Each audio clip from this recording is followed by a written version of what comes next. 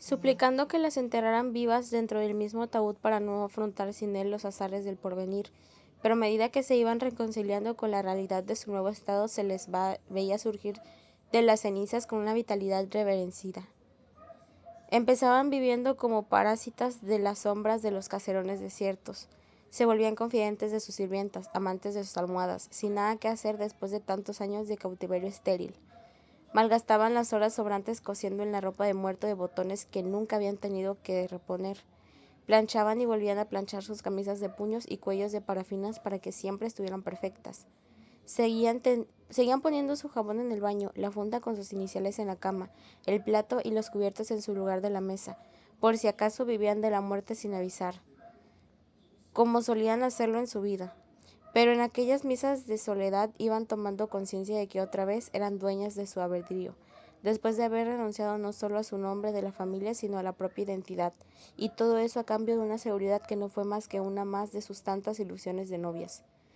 Solo ellas sabían cuánto pesaba del hombre que amaban con locura, y que quizás las amaba, pero al que las había tenido que seguir criando hasta el último suspiro, dándole de mamar, cambiándole los pañales embarrados, distrayéndolo con engañifas de madre para aliviarte el terror de salir por las mañanas a verle la cara a la realidad. Y sin embargo, cuando lo veía salir de la casa por las mañanas a verle dar la cara, instigado por las mismas a tragarse el mundo, entonces eran ellas las que se quedaban con el terror de que el hombre no volviera nunca. Eso era la vida, el amor. Si lo había, era una cosa aparte, otra vida.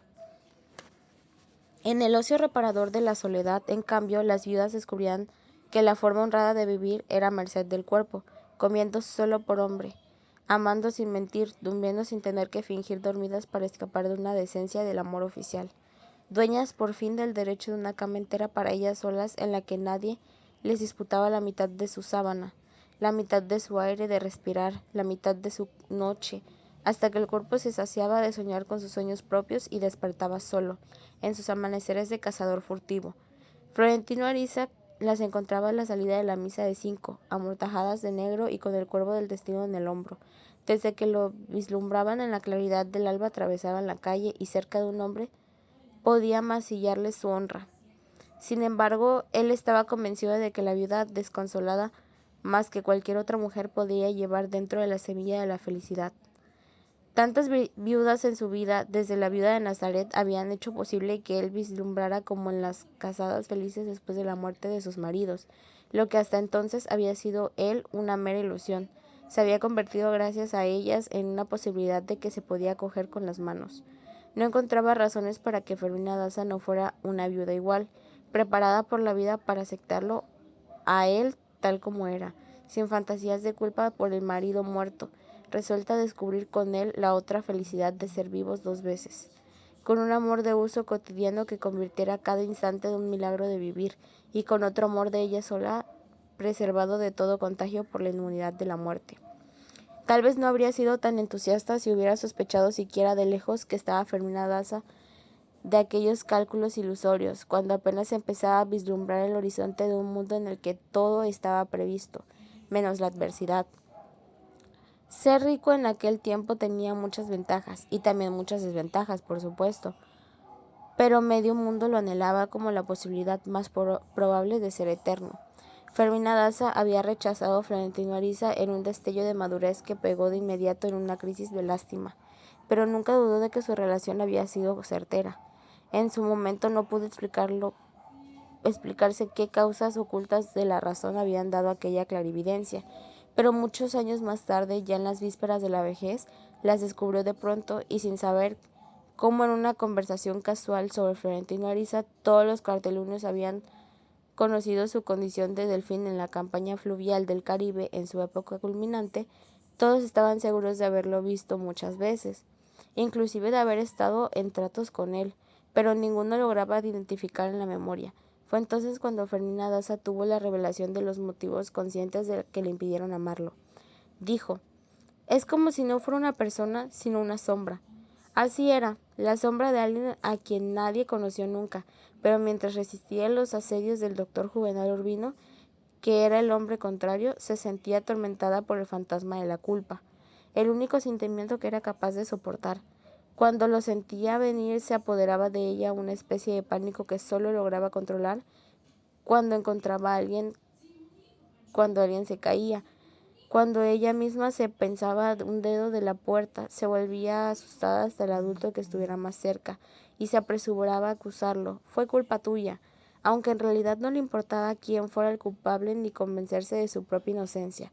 Le bastaba con dejarla establecida. Era un fantasma tan notorio que el doctor Urbino se dio cuenta a tiempo de hasta qué punto amenazaba la armonía de su casa, y tan pronto como lo vislumbraba se apresuraba a decirle a la esposa: «No te preocupes, mi amor, fue culpa mía», pues a nada le temía tanto como a las decisiones súbitas y definitivas de su esposa, y estaba convencido de que siempre tenían origen en un sentimiento de culpa. Sin embargo, la confusión por el hecho de Florentino Ariza no se resolvió con una frase de consuelo. Fermina Daza siguió abriendo el balcón por las mañanas durante varios meses y siempre echaba de menos el fantasma solitario que la acechaba en el parquecito desierto. Veía el árbol que fue suyo, el banco menos visible donde se sentaba a leer pensando en ella, a sufrir por ella. Tenía que volver a cerrar la ventana suspirando. Pobre hombre. Sufrió incluso el desencanto de que él no fuera tan pertinaz como ella lo había supuesto, cuando ya era demasiado tarde para remendar el pasado, y no dejó de sentir alguna vez la ansiedad tardía de una carta que nunca llegó. Pero cuando tuvo que afrontar la decisión de casarse con Juvenal Urbino, sucumbió en una crisis mayor, al darse cuenta de que no tenía razones válidas para preferirlo después de haber rechazado sin razones válidas a Florentino Ariza. En realidad, lo quería con tan poco como al otro, pero además lo conocía mucho menos, y sus cartas no tenían la fiebre de las cartas del otro. No le había dado tantas pruebas conmovedoras de su determinación. La verdad es que las pretensiones de curioso de Juvenal Urbino no habían sido nunca planteadas en términos de amor, y era por lo menos curioso que la militante católico como él solo le ofrecieron bienes terrenales: la seguridad, el orden, la felicidad, cifras inmediatas que una vez sumadas podrían tal vez aparecer el amor, casi el amor, pero no lo eran, y estas dudas aumentaban con confusión, porque tampoco estaba convencida de que el amor fuera en realidad lo que más faltaba le hacía para vivir. En todo caso, el factor principal contra el doctor Juvenal Urbino era su parecido más que sospechoso con el hombre ideal que Lorenzo Daza había deseado con tanta ansiedad para su hija. Era imposible no verlo como la criatura de una confabulación paterna, aunque en realidad no lo fuera, y Fermina Daza estaba convencida de que lo era desde que lo vio entrar en su casa por segunda vez para una visita médica no solicitada. Las conversaciones con la prima y de Branda acabaron por confundirla. Por su propia situación de víctima, ésta tendía a identificarse con Florentino Ariza, olvidándose incluso de que quizás Lorenzo Daza la había hecho venir para que influyera en favor del doctor Urbino. Dios conocía el esfuerzo que hizo Fermina Daza para acompañarla cuando la prima fue a conocer a Florentino Ariza en la oficina del telégrafo.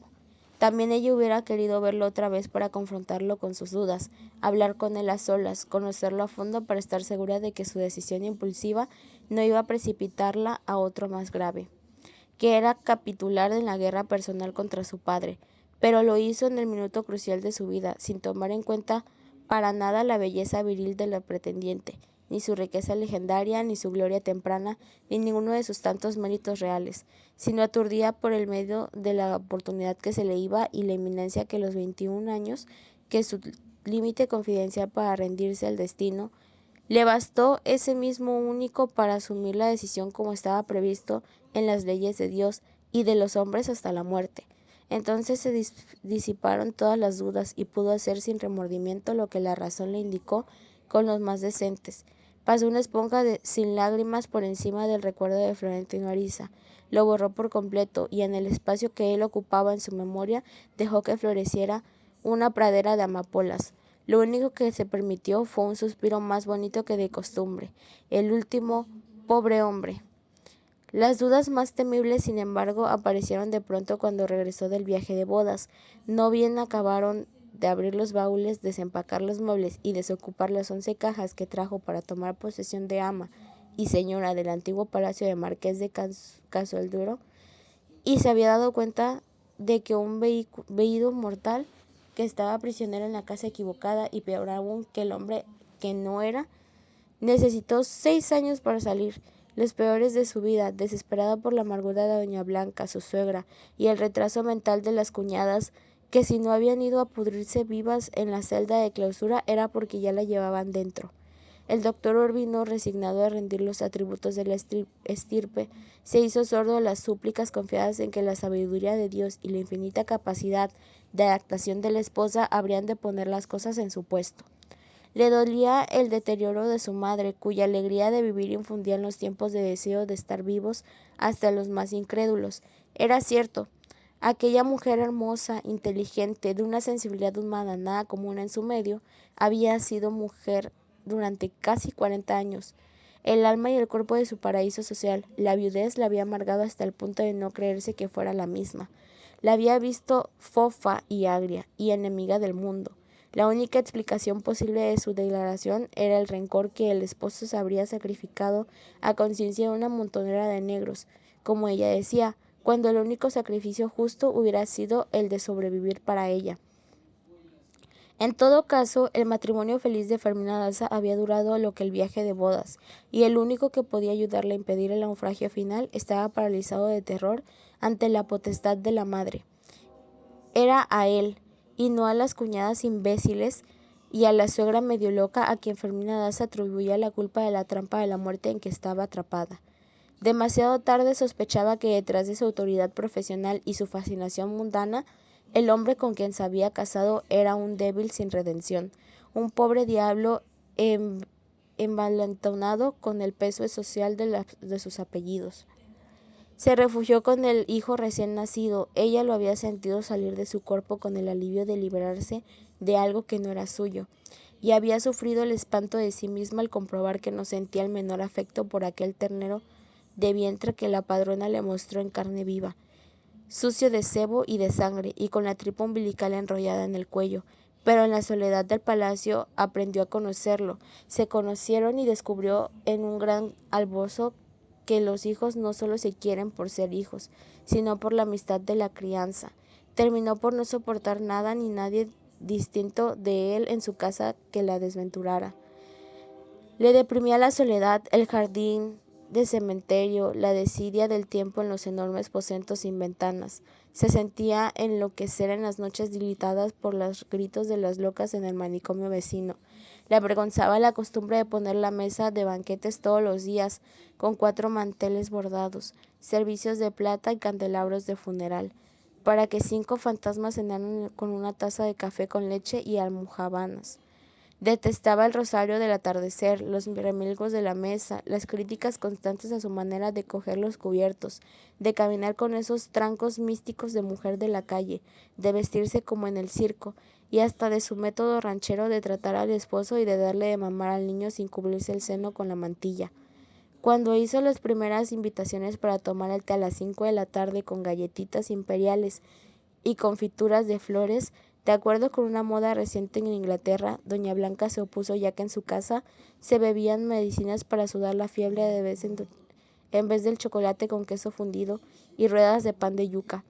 No se le escaparon ni los sueños. Una mañana en que Fermina Daza contó que había soñado con un desconocido que se paseaba desnudo regando pañuelos de ceniza por los salones del palacio, doña Blanca le cortó en seco.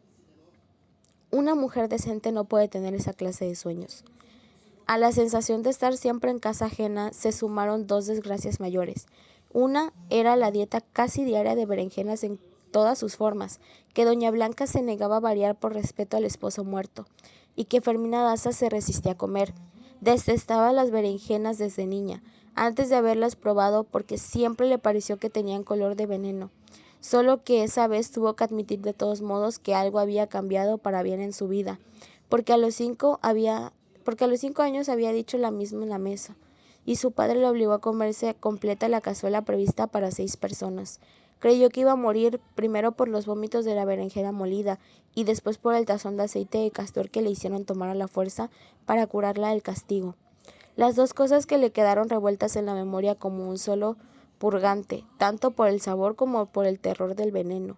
Y en los almuerzos abominables del palacio de Marqués de Casuldero, Tenía que apartar la vista para no volver las tentaciones por la náusea glacial del aceite de castor.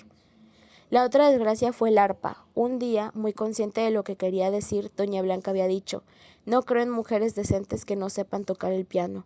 Fue una orden que hasta su hijo trató de discutir, pero los mejores años de su infancia habían transcurrido en las galeras de las clases de piano. Aunque ya de adulto lo hubiera agradecido. No podía concebir a la esposa sometida de una misma condena, a los 25 años y con un carácter con el suyo. Pero lo único que tuvo de su madre fue que cambiara el piano por el arpa, con el argumento pueril de que era el instrumento de los ángeles.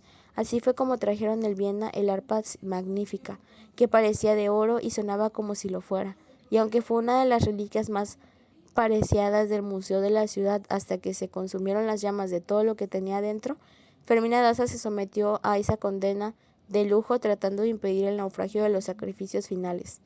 Empezó con un maestro de maestros del extranjero a propósito de la ciudad de Montpaux y se murió de repente a los 15 días, y siguió por varios años con el músico mayor del seminario, cuyo aliento de sepultero distorsionaba los arpegios. Ella misma estaba sorprendida de su obediencia, pues aunque no lo admitía en su esfuerzo interno ni en los pleitos sordos que tenía con su marido en las horas que antes consagraban el amor, se había enredado más pronto de lo que ella creía en la maraña de sus convicciones y prejuicios de su nuevo mundo.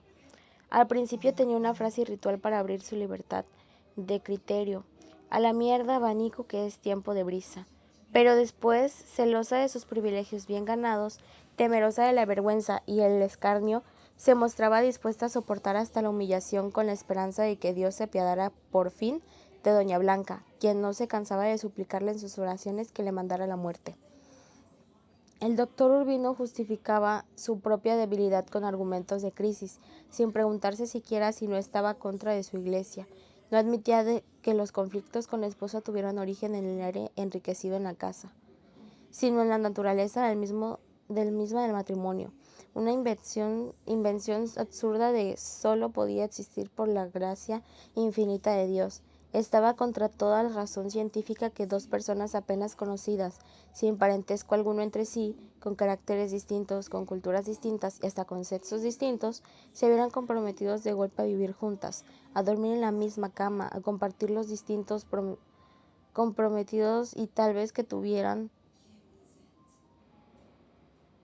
determinados en sentidos divergentes. Decía: «El problema del matrimonio es que se acaba todas las noches después de hacer el amor, y hay que volver a reconstruirlo todas las mañanas antes del desayuno». Peor aún al de ellos, decía, sumergido de dos clases antagónicas, y en una ciudad que podía seguir soñando con el regreso de los virreyes. La única argamasa posible era algo tan improbable y voluble como el amor.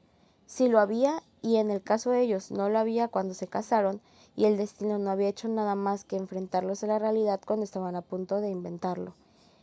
Ese era el estado de sus vidas en la época del arpa. Habían quedado entre las cualidades deliciosas y que ella entrara mientras él se bañaba, y a pesar de los pleitos de las berenjenas venenosas, y a pesar de las hermanas dementes y a la madre que les parió, él tenía todavía bastante amor para pedirle que lo jabonara. Ella empezaba a hacerlo con las migajas de amor que todavía le sobraban de Europa, y ambos se iban dejando traicionar por los recuerdos, hablándose sin quererlo, queriéndose sin decirlo, y terminaban muriéndose de amor por el suelo, embadurnados de espumas fragantes, mientras oían a las criadas hablando de ellos en el lavadero. Si no tienen más hijos es porque no tiran. De vez en cuando, al regreso de una fiesta loca, la nostalgia agazapaba detrás de la puerta, los tumbaba de un zarpazo, y entonces ocurría una explosión maravillosa en la que todo era otra vez como antes, y por 5 minutos volvían a ser los amantes desbraguetados de la luna de miel. Pero aparte de esas ocasiones raras, uno de los dos estaba siempre más cansado que el otro a la hora de acostarse. Ella se desmoronaba en el baño enrollada con sus cigarros de papel perfumado, fumando sola, reincidiendo en sus amores de consolidación, como cuando era joven y libre en su casa, dueña única de su cuerpo. Siempre le dolía la cabeza o hacía demasiado calor, siempre, o se hacía la dormida o tenía la regla otra vez. La regla, siempre la regla, tanto que el doctor Urbino se había atrevido a decir en clase, solo por el alivio de un desalojo Desahogo sin confesión que después de 10 años de casados las mujeres tenían la regla hasta 3 veces por semana. Desgracia sobre desgracia. Fermina Daza tuvo que afrontar en el peor de sus años lo que había de ocurrir tarde o temprano sin remedio, la verdad de los negocios fabulosos y nunca conocidos de su padre, el gobernador provincial que citó a Juvenal Urbino en su despacho, para ponerlo al corriente de los desmanes del suegro. Le resumió en la frase: no hay ley divina ni humana que ese tipo no se haya llevado por delante. Algunas de sus trapisondas más graves les había hecho la sombra del poder al yerno, y habría sido difícil no pensar que éste y su esposa no tuvieran al corriente, sabiendo que la única reputación para proteger era la suya, por ser la única que daba el pie. Al doctor Juvenal Urbino interpuso todo el peso de su poder y logró cubrir el escándalo con la palabra de honor, así que Lorenzo Daza salió del país en su primer barco para no regresar jamás.